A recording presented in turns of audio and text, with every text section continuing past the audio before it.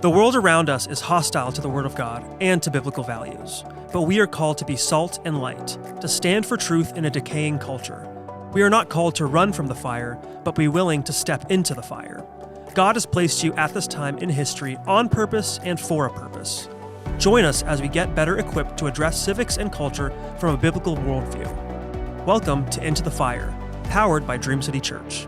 Today's topic is butterfly effect, and I have with me my friend Ashley Trussell, who is the founder of Butterfly Effect Foundation. We're going to talk about that. We're going to talk about aged out foster care and just some of the challenges that relate to that, and get into some of that in a little bit. But just welcome. Thank you for being here today. Thank you for having me. I'm excited. It's a new year, and we're excited to be here. So thank you. Yeah. So I've known Ashley for I don't know how many years. It's been before COVID. It was, yes, that seems to be where the line is. It's either like pre-COVID, post-COVID. Yes. Definitely pre-COVID.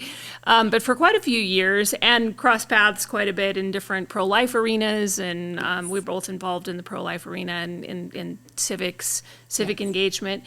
But we're going to talk about something a little different today. Ashley, before we get into that, just tell us a little about who you are and just your family, whatever you want to share. Sure. Arizona native, went to ASU, grew up in the East Valley, and both my children recently have graduated college. So I had children very young. I was 19 when I had my son, and he graduated from the University of Central Arkansas, played Division I football, and my daughter, I had her at 21, and she just recently graduated from GCU in nursing. So I'm married to an amazing man, Steve Trussell. He works in the mining industry, so he takes care of Arizona while I take care of Arizona children. Wow, I love that. That's amazing.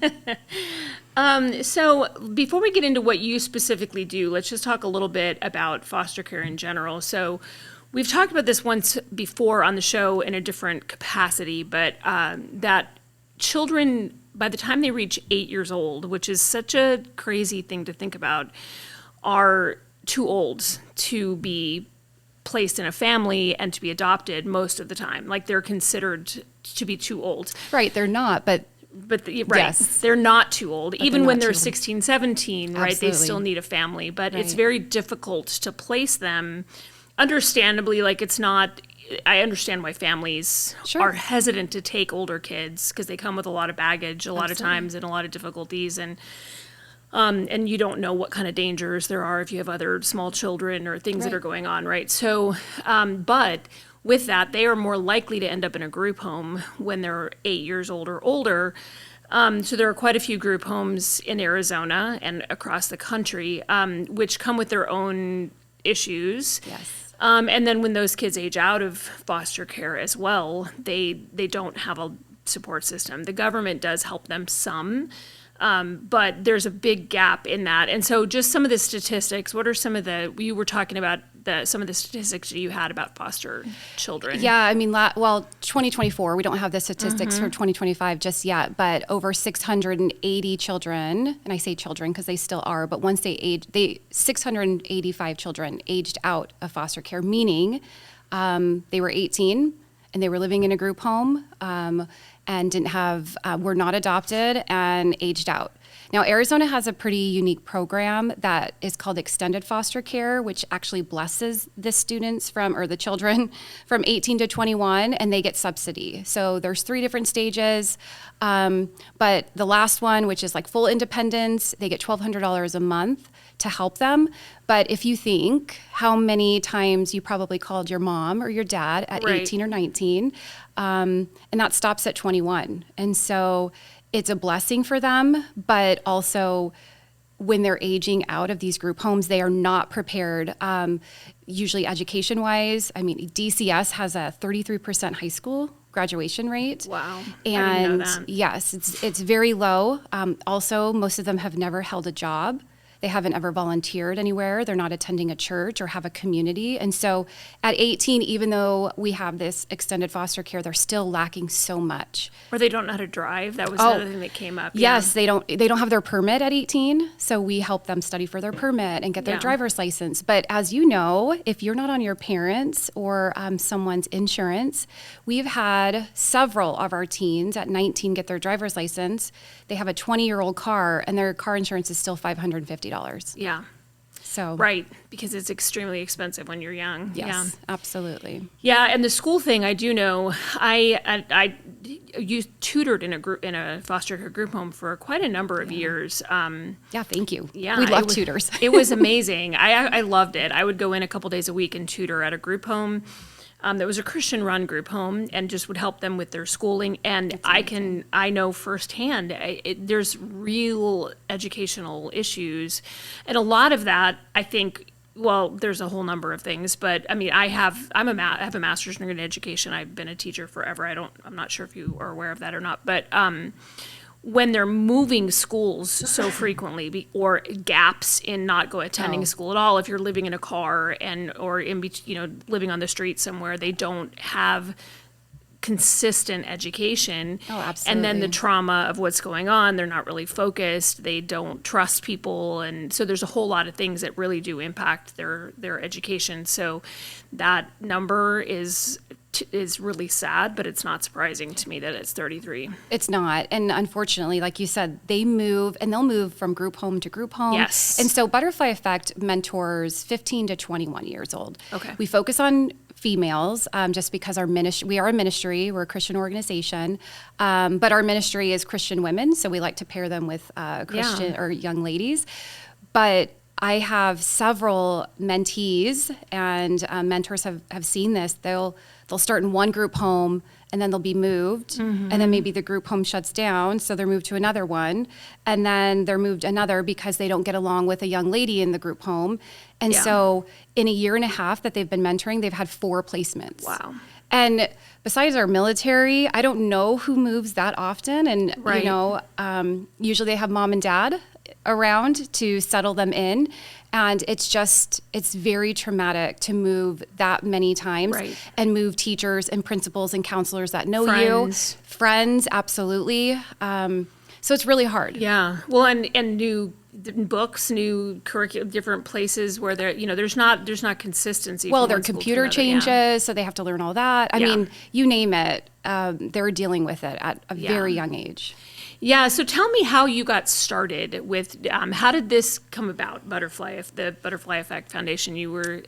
It's such a great story. I want you to share that. It's hard, but obviously it's totally God that did this. This is not something that I had never experienced foster care before. I had never walked into a group home so my husband and I were youth directors at our church. And this was during COVID. And as we know, some churches shut down. Well, the church we were attending, we did the mandatory 2 weeks. And then our pastor said, you can continue youth, which was very exciting.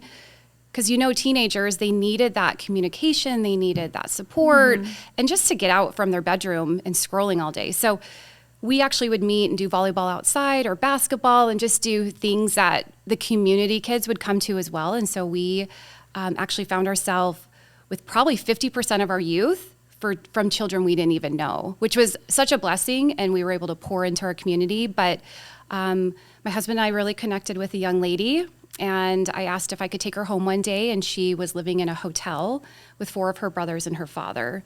And so at that point, to have a young lady in a hotel room all day, I had said, hey, why don't you come work for me? So I'm in real estate, but also I was doing some campaigning and things like that. And I told her, hey, I'll pay you $5 an hour and I'll buy your lunch. And for a teenage girl to make $40 a day and have lunch and spend time outside of that, she was more than ecstatic. So we built this great friendship. She had a beautiful voice, so she would sing. We actually were able to introduce her to the Trump team, and she sang at one of his kickoffs in Florence, and she sang the national anthem a cappella with thousands of people. It was beautiful. So anyway, we built this amazing friendship, and she trusted my husband enough to one night ask to not go home. And if you backpedal a little bit, our church had got an Airbnb for the family, and we had set them up so he could look for a job and get them into school and things like that. And so she asked not to go back to the Airbnb, and my husband, former teacher, he was a teacher for about 12 years right out of college, and he's like, what's going on, honey? And she shared that her brother and her father were sexually abusing her. So as mandatory reporters, we were kind of thrown into Department of Child Safety. I had never experienced DCS before. They came to our house at like 2 a.m., so she stayed the night at our house, which wasn't abnormal because we had taken her to church a few times, and that was okay. And she shared what had really happened to her. Now, you go from one trauma to the next, right? So we were able to protect her from that. But she, because my husband and I are not licensed foster care, she could only stay with us for about 3 weeks. So after that 3 weeks, she then was moved to a group home. And unfortunately, there were other issues in the group home. And I started attending the group home, taking her to church, taking her out, getting her a job nearby. But there were a lot of things in the group home that were really dark. And so she went from one thing to the next. And just talking to my mom and other people, I didn't understand what was going on with DCS and kind of how to manage the system. Yeah. No one would talk to me. I was just, an adult in her life. Right, you didn't have the, Yeah, I didn't have the qualifications. The standing or whatever yes. to get the So they would not information, share anything with me. And so my mom actually at the time, which this is so funny, Dr. Phil is the spokesperson for CASA. And CASA is a court-appointed special advocate. So my mom said, you should become a CASA. And I'm like, what's a CASA? And they're just truly an advocate, but they are the hand, well, kind of the ears and the eyes for the judge. And so they're able to see court reports, but they're also able to talk to teachers and go to the doctor for them.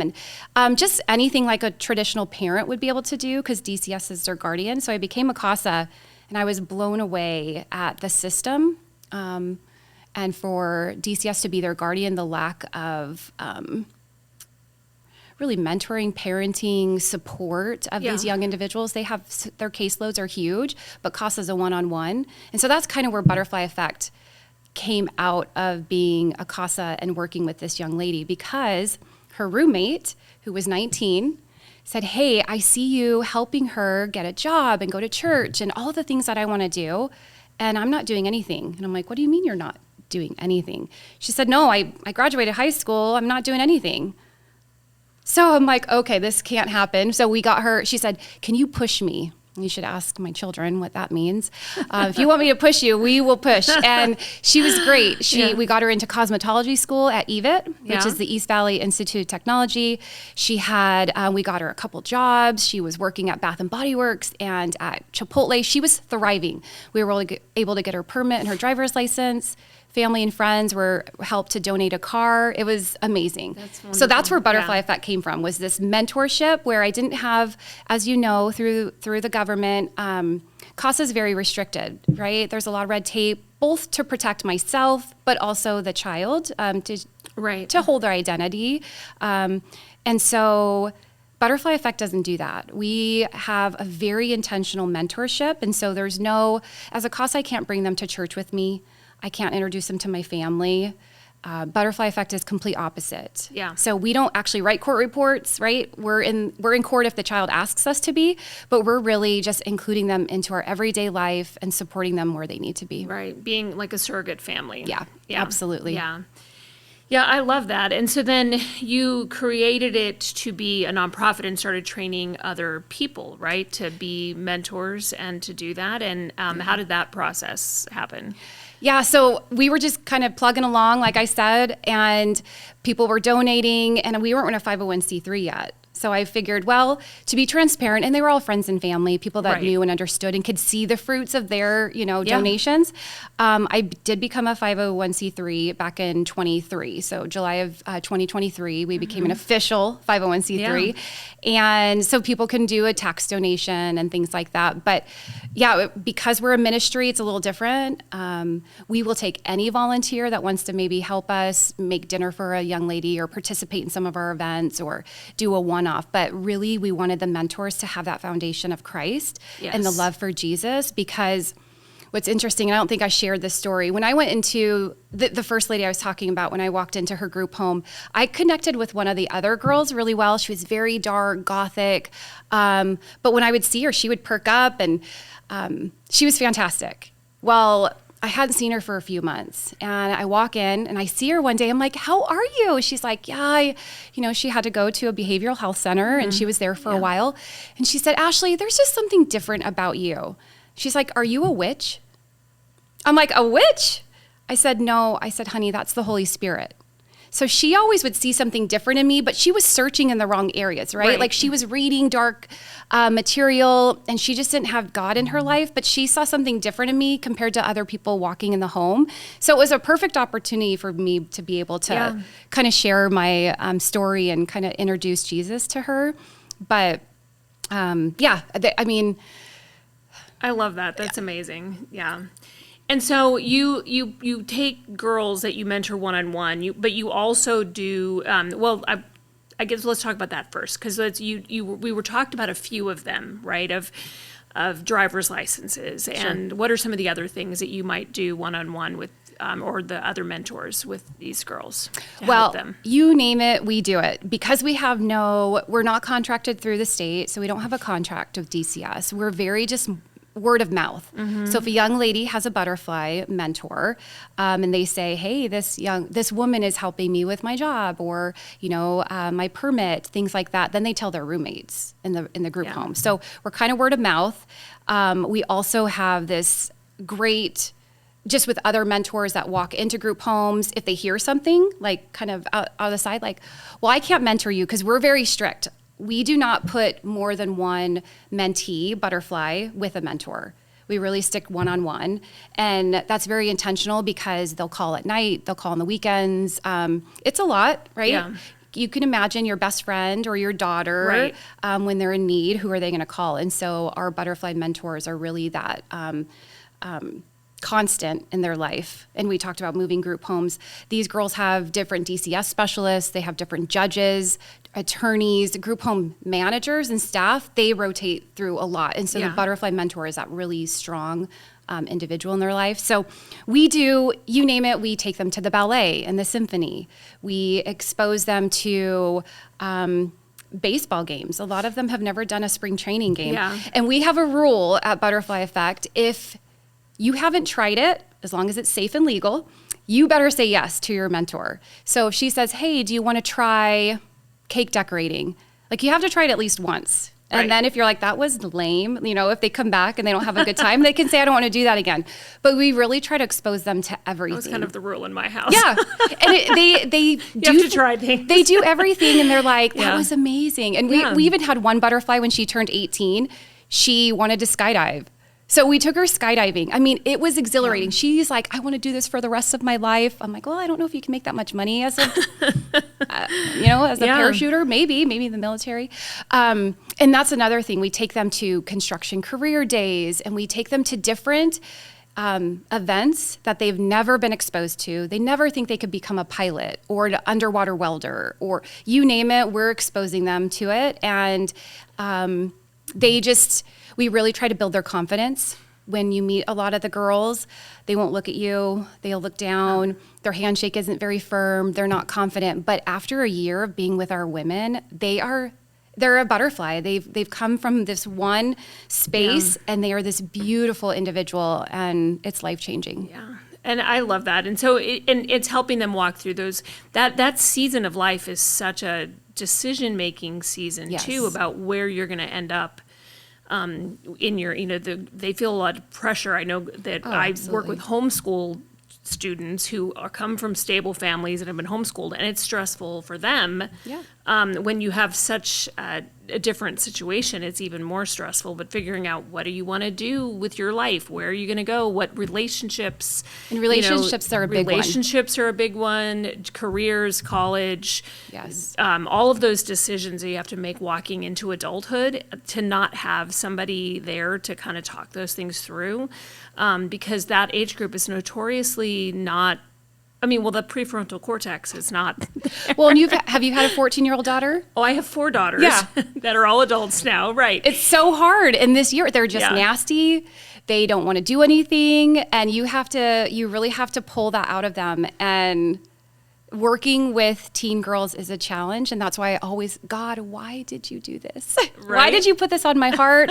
Why did you show me the dark side of foster care? But it's been life-changing, and I know young ladies are coming to know the Lord through it, and that's really the full intention. Back to relationships, so because our girls are at the dating age, and they're not getting that, there's traditionally not very many men, obviously, in these group homes. A lot of the staff are women.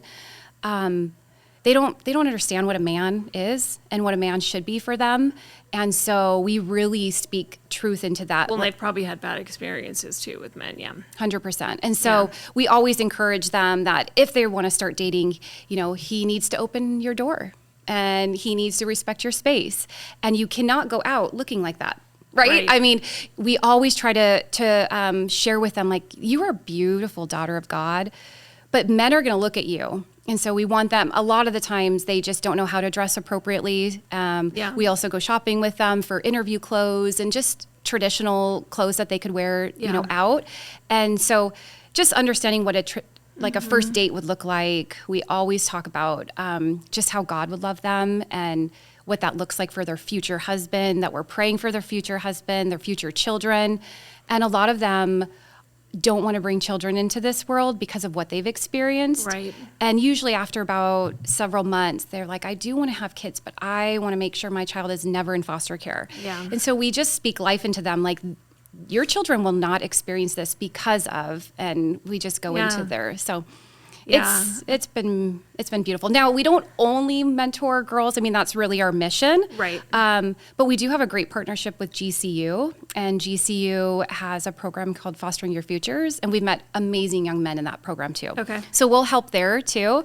Yeah. And we've seen some great growth in some of the young men as well. And a lot of them, they actually want to go back in and work in group homes because they were so terrible. Yes. They feel like they could really make a difference. So it's been a blessing.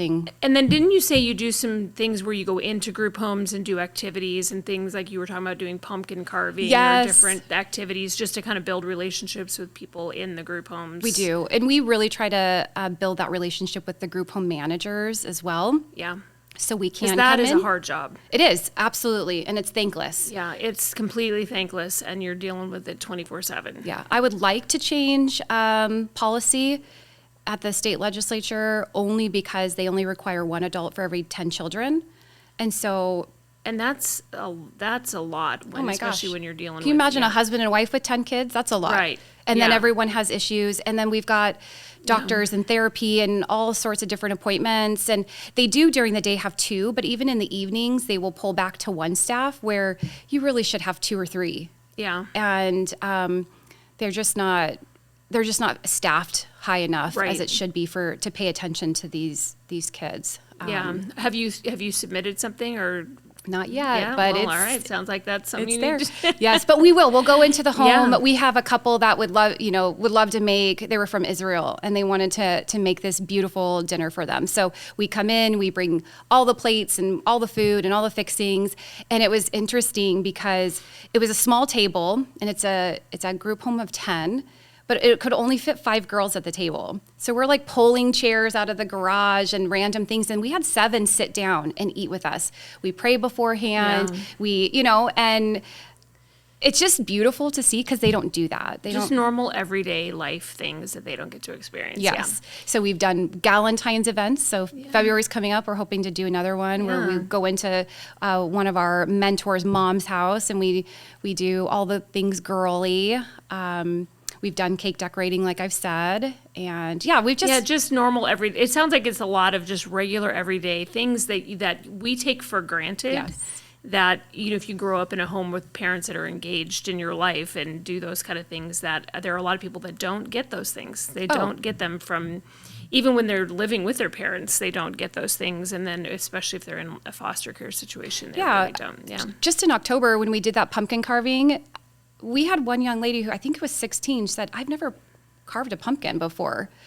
Yeah. Like, have you never carved a pumpkin? And just, the taking the goop out. Pulling the goop out. And then we were baking the seeds. And she's like, this is so cool. And I'm like, yeah, you could do this every year with your friends, Try to make some really good memories for them. Yeah. Even in this really hard time in their life. Yeah. And we always tell them, this is just a chapter in your story. This is not your whole story. Yeah. And so we remind them that, it's been unfortunate what you've experienced, but you have this great community around you now and a lot of people that love you and want to support you. So when they do turn 18, 19, and 20, that even though they've got more freedom, they don't have the judge in their life. They no longer has DCS, but that they still still know there are people on their team Right. That really want to support and them. that they can choose to then stay connected and do that and go the right path. Yeah. Because the statistics I was looking today, that the statistics for aged out foster care for everything from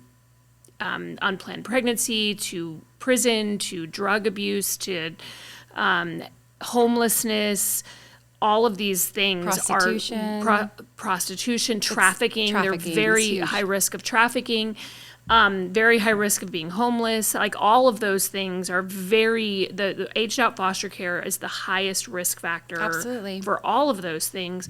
And so stuff like those are things that maybe we don't think of, but that are so important.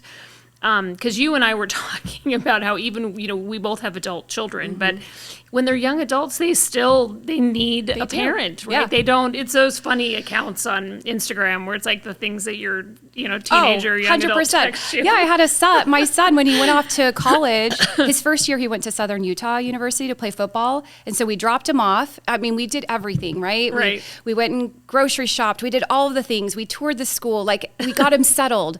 And probably a week later, maybe less, because he was there early for football, Yeah. he calls me from Utah. I'm in Arizona. And he says, Mom, do you know where the administrative building is? And I'm looking around like, go ask any adult in the room. Like, you're 18 years old in college and you're asking me where the administrative, it was so sweet and so cute. And I love him for it. But then when you think of our girls Right. in Butterfly Effect, I'm like, no wonder they're so stressed out all the time. Right. So to have that mentor in their life where they Yeah. can just pick up the phone and call them, and they Yeah. don't know how to go to the MVD and now get their license. Right. And then if they can study for their permit and go get their permit test, then they have to get a car. So someone Right. has to be willing to allow them to borrow their car for the test. I Right. mean, it's everything you can think of as a There are roadblock. so many, and when I don't do it as much now, but in the early days of starting the pro-life ministry here, we mentored a lot of the young couples that were pregnant and trying to help them get a leg up. And it was a lot of those kind of things where I'd get, they didn't know how to do, so I'd get a text, how do you make spaghetti? Or how do you, do this with the laundry? Like, not knowing basic things. And one of the ones that was really eye-opening for me was working with a couple. Both of them were still in high school, but I was trying to get them to think, it's like what you were saying about this is a chapter, right? Look forward, look ahead, which is what God wants us to do, right? To Absolutely. look ahead. But I was asking him what he thought he might want to do with his life, the kid who was going to be the dad.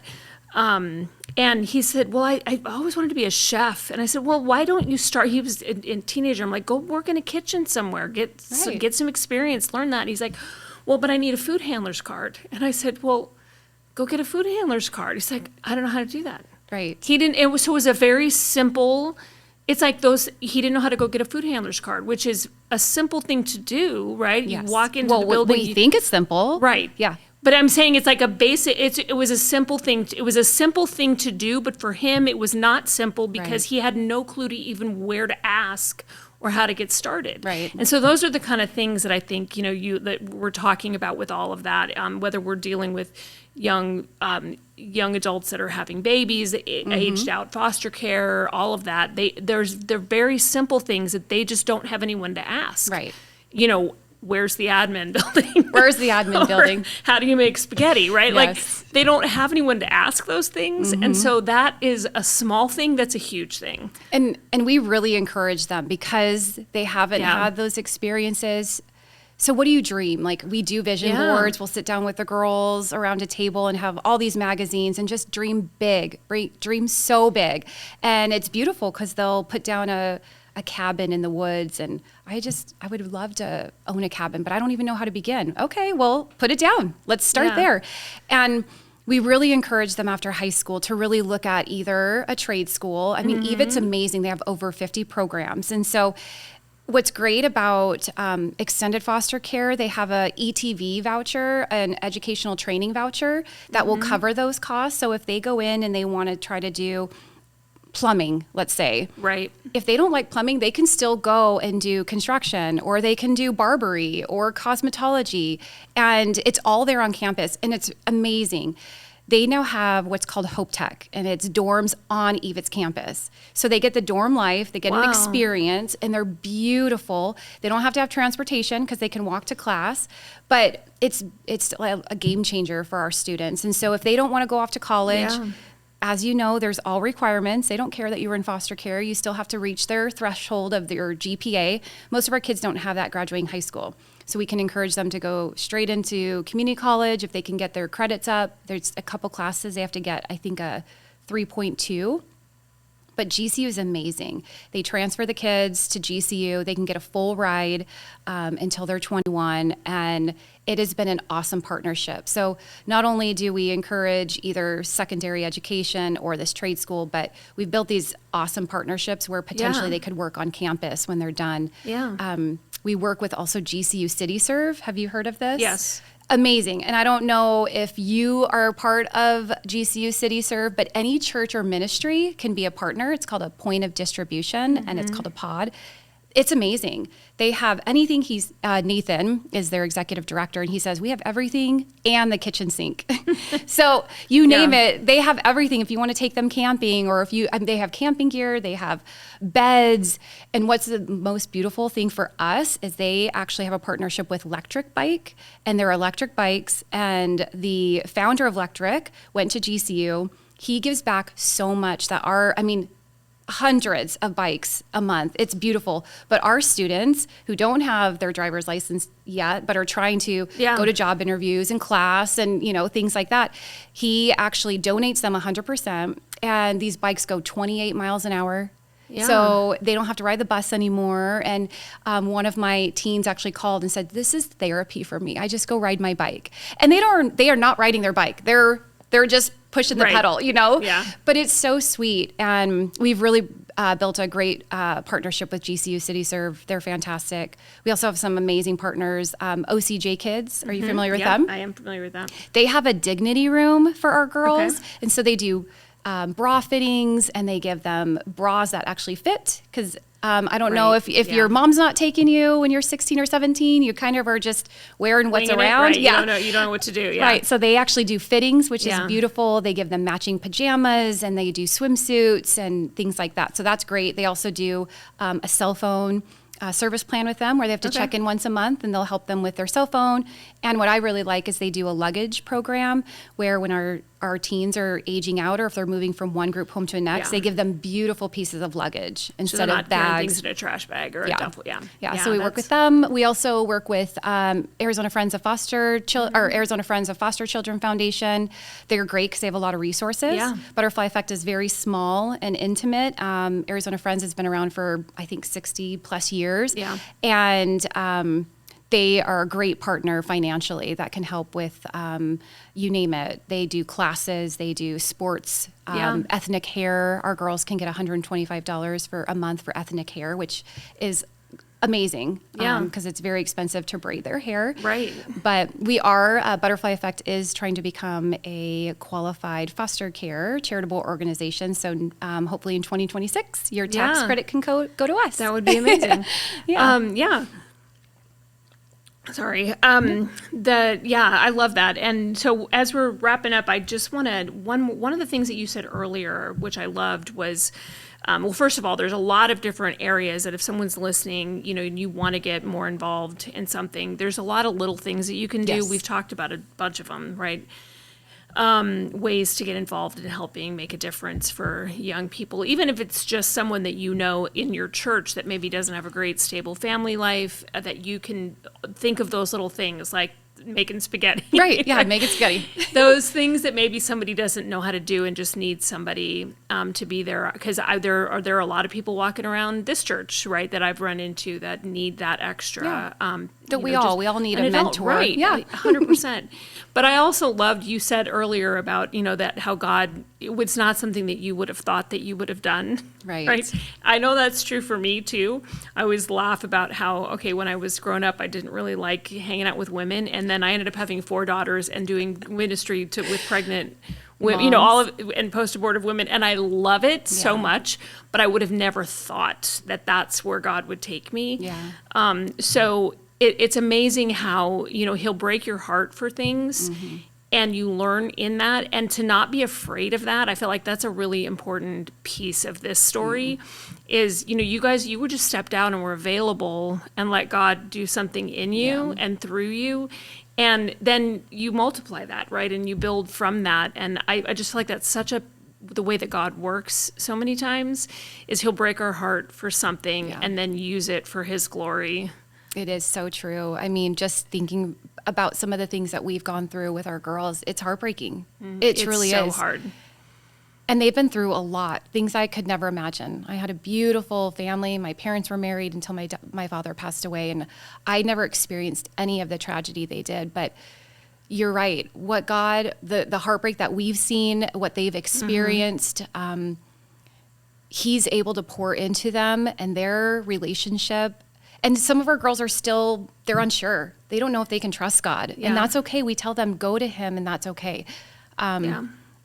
It's beautiful. It's some of the most beautiful relationships I've ever seen. And I just, thank you for bringing that to those hard things are often just the best things. They really are. God. And we do warn our mentors, like, this is hard. It's hard. This is different than any other volunteer position you've ever done, right? So usually when you volunteer at a food kitchen, you're 2 or 3 people away from that, right? Right. You don't get to see this person every day. Or if you work in a nonprofit, you might see the people you serve on a regular basis.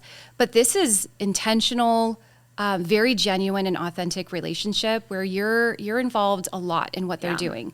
And you make your own boundaries. You set your own boundaries. If you want to invite them to Thanksgiving dinner with your family, please do. But if that doesn't feel comfortable, that's okay too. You know, the mentors really get to set the boundary and decide how close they want to include this individual in their life. Well, in work like that, I know from personal experience, is hard too because there's so many things that are out of your control. Yeah. As you want to, but they have free will. Yeah. And they have other things happening and other people making decisions for them, whether it's their parents trying to get back with them, to get them back, or whether it's a judge making a decision or something else, that there are decisions being made that are out of your control, and then they also have free will. So it's very difficult to watch things happen that it's part of that heartbreak. It is part of that heartbreak. Because you're right. It is worth it. Biological family will come back. And sometimes that's a great thing. Maybe their family has healed, but sometimes it's not. And their families know they get subsidy. So they'll come back and ask their daughter or son, can I borrow $800? And of course, that child just wants that relationship so bad. So we really preach to them before they turn 18 about boundaries and setting healthy boundaries if this is something you want to invite back into your life, because we want to just make sure that they're not going back into, something that DCS was trying to protect them from. Right. But we also tell them, your parents aren't going to be asking you for money. They shouldn't be. Like, I would never ask my children for money. That's just not something you do. And a man, that again, back to relationships, if a man's asking you for money, like, you need to step away immediately. A true man is not going to be asking you. Like, I don't know if you saw the episode with Charlie Kirk where he was talking about, I would be so embarrassed if a woman paid for our date. Like, you should be embarrassed. If you're trying to court a woman, chivalry is not dead. There's a lot of amazing men out there. But if you're asking her to split the meal or for her to pay this time because you paid last time, like, he's not the one for you. So we really try to pour into them in that. We always listen to Christian music while we're driving. Yeah. I mean, we're not pushing God on them, but they see that our lives are different. Yes. Yeah. You're not. Yeah. I love that. Well, anything else that you can think of that you want to share? If your listeners want to participate and become a mentor, if you've got a strong faith and your foundation is in Jesus, we'd love to hear from you. If it's something where you're like, I can't commit that much of my life or heart at the moment, we have other ways that you can serve. I mean, we've got several different programs. So the one-on-one mentoring is very big. Financial Peace University is our financial literacy we put our girls through. And so if you want to just teach a class, everything's biblically based in FBU. Yeah. And so we try to teach them about generational wealth and not being slave to the lender. Yeah. Just because they don't know the dangers of credit and credit cards and things like that. So if that's something they would be interested in. Which they get 4 million ads for credit cards as soon as they turn 17. And then they talk about cars. Oh, I want to get a loan. Yeah. I want to get a brand new car. Yeah. And I'm like, you're not going to be able to afford a house in 4 years if you get a brand new car right now. So it's just, taking them Yes. driving. We need Yeah. so many driving lessons for So all lots our of kids. lots of things. Lots what's of opportunities. the website? It's Butterfly Mentors with an S, butterflymentors.org. All right, and we'll put that in the show notes as well. Thank you. So yeah, thank you so much for being here. I appreciate it. It was nice to get to chat with you and hear about what you're doing with all of that. It's amazing work, and I love seeing how God is using you with all of that. It's beautiful. Thank you. Thanks for shining a light on foster care and especially our teens. Yeah, thank you. Thanks for joining us on Into the Fire, powered by Dream City Church. You can listen to this podcast on Apple and Spotify and follow us on social media to find all the info on the show notes. To learn more about Dream City Church, visit our website at dreamcitychurch.us. Thanks for listening.